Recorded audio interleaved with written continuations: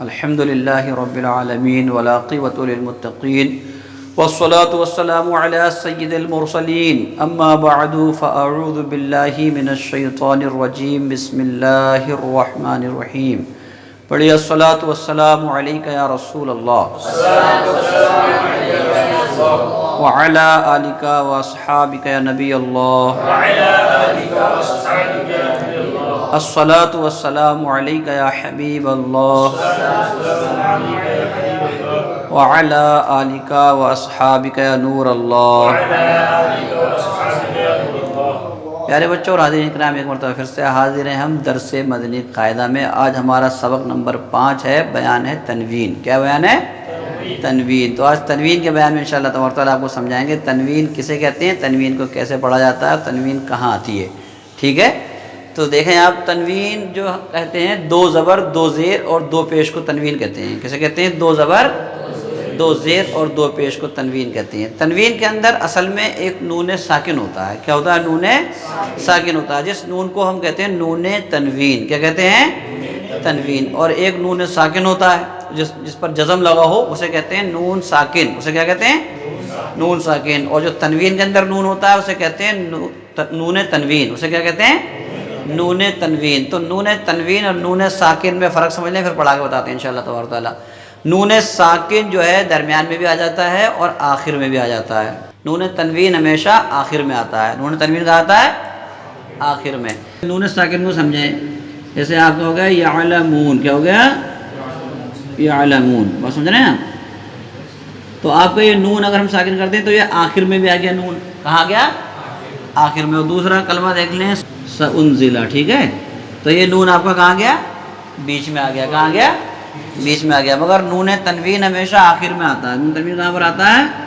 آخر میں. جیسے علیمن، جیسے علیمن. بات سمجھ رہے ہیں؟ جیسے کبیرن، جیسے کبیرن. ٹھیک ہے، تو یہ نون تنوین آخر میں آتا ہے اور نون تنوین درمیان میں بھی آ جاتا ہے اور آخر میں بھی آ جاتا ہے. اور ایک فرق نون تنوین نون ساکن کا یہ ہے کہ نون تنوین جو ہے خالی پڑھنے میں آتا ہے اور لکھنے میں نہیں آتا. لکھنے کی جگہ پر اس کے 2 زبر 2 زیر 2 پیش لکھے جاتے ہیں. اور نون ساکن پڑھنے میں بھی آتا ہے اور لکھنے میں بھی آتا ہے. سمجھ میں آ گئی آپ کی بات؟ تو اس کو ہمیں انشاءاللہ تبارک تعالیٰ سمجھ لیا. اب اس کی مشق کر لیتے ہیں کہ نون تنوین کسے کہتے ہیں؟ تنوین 2 زبر 2 زیر 2 پیش کو. ایک بات سمجھ لیا آپ نے. دوسری بات یہ ہے کہ جس حرف پر تنوین لگ جائے اس حرف کو ہم کہیں گے منون. کیا کہیں گے؟ منون. تو اگر جیسے تا پر 2 زبر لگ گئے تو تا منون ہو گئی. تا کیا ہو گئی؟ منون. ٹھیک ہے، ایسے تو پہ 2 زبر لگ گئے تو تو بھی کیا ہو گئی؟ تو منون. ٹھیک ہے، جس پر 2 زبر 2 زیر پیش لگے ہوں اسے کیا کہتے ہیں؟ منون کہتے ہیں، حرف منون. ٹھیک ہے، ایک بات یہ ہو گئی. اور ایک بات یہ ہے کہ اگر جس حرف پر یعنی تنوین کے بعد کبھی کبھی الف اور کبھی کبھی یا بھی آتی ہے. کیا آتی ہے؟ یا. تو جب تنوین کے بعد الف زبر کی تنوین کے بعد، کون سی تنوین کے بعد؟ زبر کی تنوین کے بعد یا زیر کی تنوین کے بعد بھی یا آتی ہے.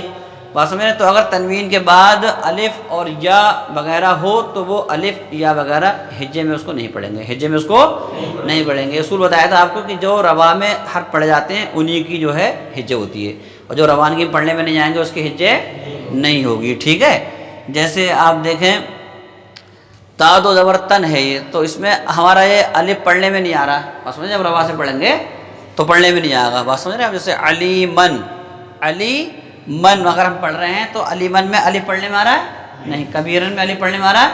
تو جب یہ الف پڑھنے میں نہیں آ رہا ہے تو اس کی ہجے بھی نہیں ہوگی. ٹھیک ہے، تو اس کی ہجے اس طرح سے کریں گے تا 2 زبر تن. کیسے؟ تا 2 زیر تن اور تا 2 پیش تن. اب یہ قریب الصوت بھی ہیں. یہ حروف جو ہم نے لکھے ہیں تا اور طا، یہ حروف قریب الصوت میں سے ہیں. کیسے ہیں؟ حروف قریب الصوت میں سے ہیں. تو تا باریک ہے اور طا موٹا ہے. تو یہاں پہ ہم نے باریک کر کے پڑھا، یہاں پر موٹا کر کے پڑھیں گے. طا 2 زبر تن، طا 2 زیر تن، طا 2 پیش تن. ٹھیک ہے، ایسے ہی زا 2 زبر زن زادو زیر زن، زادو پیش زن، اب زا اور زا یہ بھی حروف قریب الصوت میں سے ہیں، کائے میں سے ہیں؟ قریب الصوت میں سے۔ تو ان میں فرق یہ ہے کہ زا میں زرزراہٹ آتی ہے، یعنی صفت صفیر کو ادا کرتے ہیں، اور زال میں زرزراہٹ نہیں آتی، اس کے اندر صفت اذلاق کو ادا کرتے ہیں، یعنی بالکل اوپر سے پھسلتی ہوئی کوئی چیز سے نیچے کو آ جاتی ہے، اس باریکی سے ہم زال ادا کریں گے، ٹھیک ہے؟ تو کیسے پڑھیں گے؟ زال دو زبر زن، زال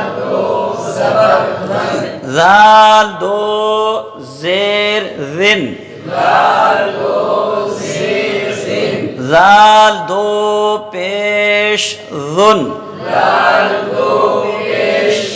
ٹھیک ہے؟ یہ چار حروف کو ہم نے آپ کو پڑھ کر دکھا دیا ہے۔ اسی طرح سے آپ جو ہے مدنی قاعدے کی مدد سے پورے سبق کو، یعنی تنوین کے سبق کو آپ تمام حروف کی یاد تک اس کی گردان کر سکتے ہیں، اس کی مشق کر سکتے ہیں، کیونکہ بار بار مشق کرنے سے ہی پڑھنا آتا ہے۔ کیسے پڑھنا آتا ہے؟ بار بار مشق کرنے سے۔ قرآن کو پڑھنے میں ادائیگی کے ساتھ اصل کیا ہے؟ مشق ہے، اور اس پر کنٹرول ہے۔ کنٹرول جب آپ کو حاصل ہوگا جب آپ مشق کریں گے، کیا کریں گے؟